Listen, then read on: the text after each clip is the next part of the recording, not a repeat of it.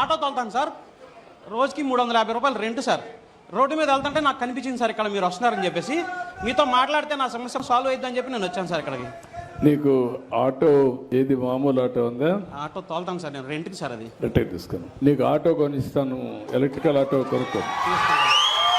Okay, నేను ఇప్పిస్తాను, నువ్వు నీ కుటుంబాన్ని చూసుకో జాగ్రత్తగా. చంద్రబాబు నాయుడు గారు నేను ఎలా కలిసానంటే రెవెన్యూ సదస్సులో నేను వెళ్ళేటప్పుడు ప్యాసింజర్ని ఎక్కించుకొని ఆటోలో నేను వెళ్ళేటప్పుడు రోడ్డు పైన రెవెన్యూ సదస్సు జరుగుతుందని చెప్పి అక్కడ చంద్రబాబు నాయుడు గారు వస్తున్నారని చెప్పి స్వాగతం సుస్వాగతం అని చెప్పి కటౌట్లు ఉన్నాయి. ఆ కటౌట్లు చూసి నేను యాక్చువల్గా వెళ్ళాను. సరే అదే విధంగా నేను వెళ్ళాను.